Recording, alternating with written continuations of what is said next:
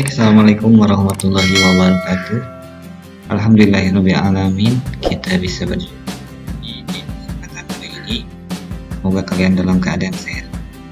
Untuk mengawali pembelajaran kita, langkah baiknya kita berdoa terlebih dahulu.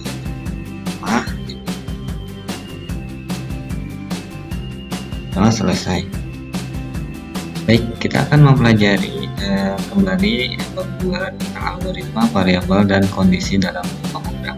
Poin yang selanjutnya adalah menggunakan kondisi percabangan.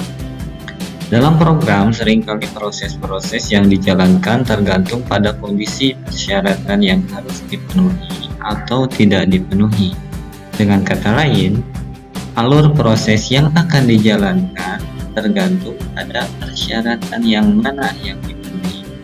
Jika banyak penggunaan proses pekerjaan otomatisasi program, perlu menggunakan kondisi percabangan ya.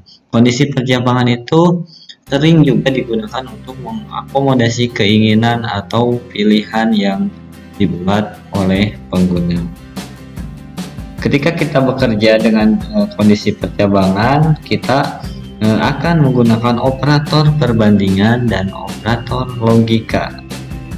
Mungkin sedikit bingung kalian ya untuk mencerna dari kata-kata ini. Nanti kita akan coba langsung pelajari tentang apa itu operator logika, apa itu operator perbandingan. Oke, selanjutnya kita akan bahas yang pertama, operator perbandingan dan logika. Operator perbandingan adalah operator yang digunakan untuk membandingkan dua nilai. Sedangkan operator logika adalah operator yang digunakan untuk menguji satu atau lebih kondisi logika. Kita menggunakan aplikasi Scratch ya untuk membuat pemrogramannya. Dalam aplikasi Scratch ada 3 jenis operator perbandingan, yaitu lebih besar dari, lebih kecil dari, dan sama dengan. Kita akan contohkan. Di sini ada variabel nilai ujian. Kemudian ada nilainya ya, 7. Nah, jika variabel nilai ujian kita peroleh itu 65, maka hasil perbandingannya sebagai berikut nih. Jadi operator perbandingan ini akan memberikan nilai true atau false, benar atau salah. Jadi jika nilai ujian kita 65, maka akan diperoleh sesuai dengan blok gambar ya. Jika nilai ujian kita lebih besar dari 70, maka bernilai apa? Bernilai salah ya. Tapi kalau perbandingannya kita, jika nilai ujian kita lebih kecil dari 70, maka bernilai true ya. Dan perbandingan selanjutnya, jika nilai kita sama dengan 70, maka bernilai false karena nilai kita adalah 65. Oke, selanjutnya ada operator logika ya. Ada 3 operator logika dalam Scratch. Apa saja? Yang pertama AND, yang kedua OR, yang ketiga NOT. Nah, di sini ada tabel kebenaran. Jadi AND itu digunakan untuk apa? AND itu digunakan ketika memberikan nilai keduanya harus terpenuhi. Artinya ketika kedua-duanya benar, misalkan di sini dari tabel kebenaran, misalnya X dan Y-nya bernilai benar, maka hasilnya X and Y bernilai benar. Tapi kalau kondisi OR berbeda. OR digunakan ketika kondisinya salah satunya terpenuhi, syarat X-nya benar atau Y-nya benar, bernilai benar atau bernilai true ya.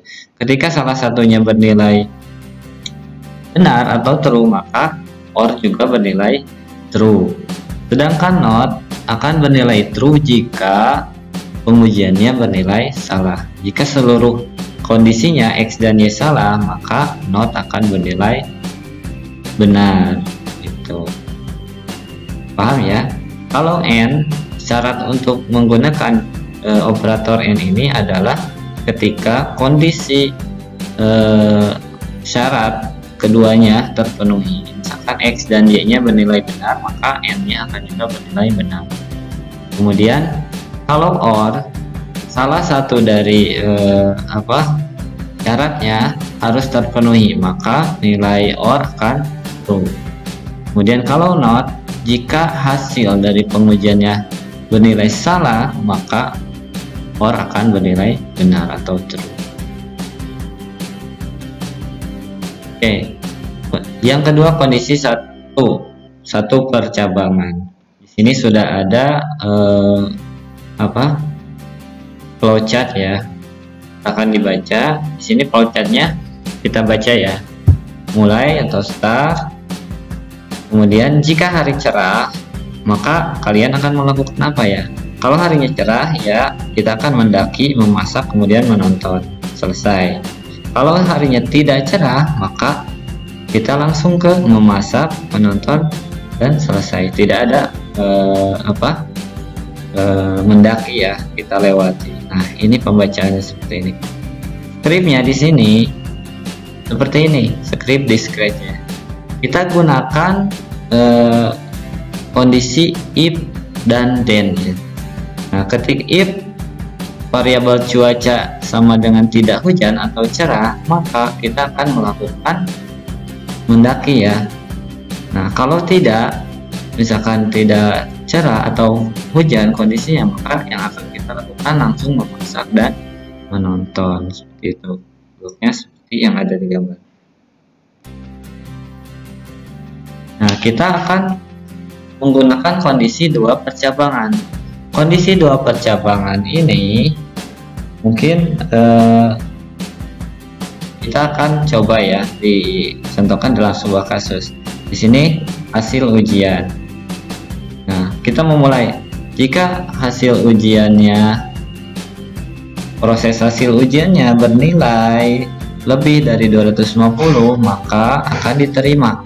Kalau kurang dari 250, maka tidak diterima dan selesai. Ini adalah dua kondisi percabangan. Kemudian dalam bloknya di script kita menggunakan if then else. Jadi jika jumlah nilai lebih dari 250, maka dinyatakan diterima.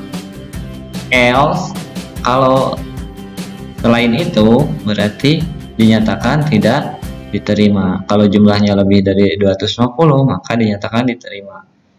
Jika bukan lebih dari 250, else, berarti dinyatakan tidak diterima. Jadi blok yang digunakan untuk dua percabangan if, then, dan else ya dalam aplikasi Scratch. Kemudian di sini ada tiga kondisi percabangan. Ada sebuah kasus di sini yaitu untuk